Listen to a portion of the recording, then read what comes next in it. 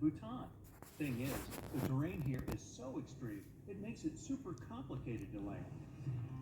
What's interesting about flying there is that there are really few pilots out there who are certified to land in Bhutan. Yeah, zigzagging toward the ground sounds like a real quest. Bhutan Paro International Airport is often named one of the world's most dangerous airports. In the whole world, there are only two airlines that fly to this airport. About 10 years ago, there were only 8 pilots who were permitted to fly there, but today the number is a bit bigger. But even so, there's something even tougher than Bhutan Paro International Airport. Seems like the Tenzing Hillary Airport in Lukla, Nepal has every possible danger. Short runway, super powerful winds, mountainous terrain, this place has it all. The runway here is only 1,729 feet long. Just for comparison, a regular runway in most airports is about 10,000 feet long or even more. Now, many airports have carpets in their gate areas. This nicety usually comes with a few other perks: low ceilings, comfortable seats, and a pleasant natural lighting. Needless to say that all those decorations cost airports a pretty penny, and carpets are not as easy to clean as hard floors are. But the key thing here is that they create a cozy feeling for passengers waiting for their flight, making them feel more relaxed. Well, sorry to break it to you, but it's not only meant to make you feel good. According to social research, calm passengers are about 7 to 10% more likely to go window shopping and actually buy something in the lounge area or duty-free zone. So by investing in the passenger's comfort, airports are likely to increase their own income. 50 minutes after you clear check-in, the golden hour. It's the time when passengers statistically spend more money in retail and duty-free areas of the airport. And having the most comfortable seats in those areas right in front of the shops is a clever trick to lure you in for shopping. Let's admit it, sitting in a comfy chair while looking at a flashing sign or shopping window can be tempting. And that's exactly what the airports want you to feel.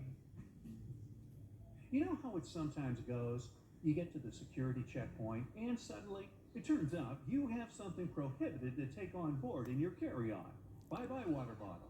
Actually, you have an opportunity to mail them to any address inside the country. As for the unclaimed baggage, it's usually stored for about 60 days. Things taken away by security and not claimed can also get sold at special auctions and are delivered worldwide. Most airports have specific experts called profilers. These people practice what's called SPOT, or the screening passengers by observation technique. They carefully analyze facial expression, gestures, and behavior to detect suspicious people. Their job is to notice the nonverbal signs of anxiety, such as people licking their lips, itching, or looking around a lot.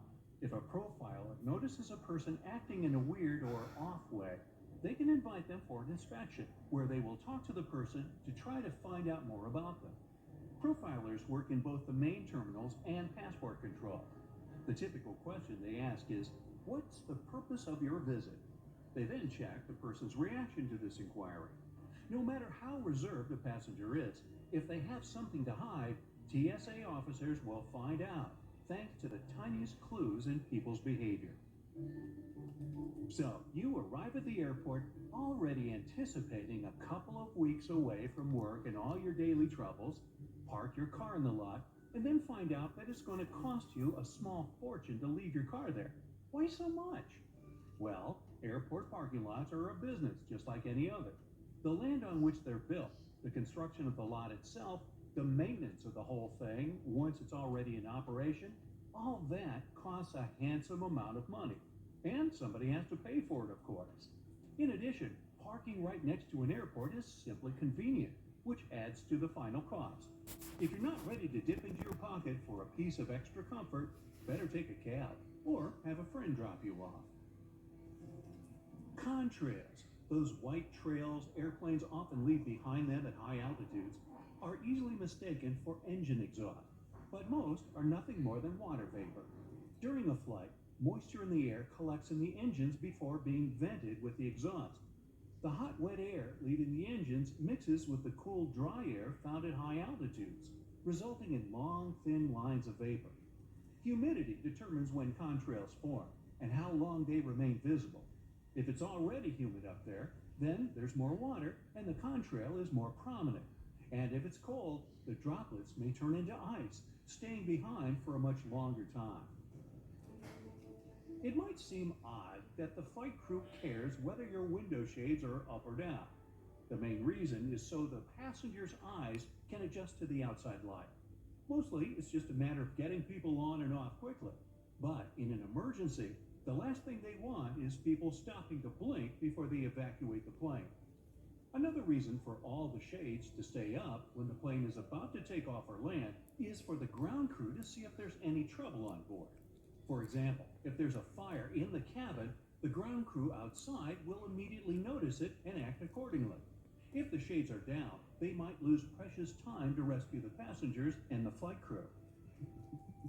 Looking out the window on a plane's wing, you see a small yellow double hook on it. It seems strange since it might mess with aerodynamics, but it's there for your safety. In case of an emergency landing, these hooks are used to secure ropes that help passengers exit the plane via the wings. If they're slippery, the rope will help you keep your footing and not fall over while going down. Woo-woo! There are several extremely fast streams of air high up in the atmosphere of our planet. They move in strange ways, but have a more or less constant flow, allowing passenger aircraft to use them.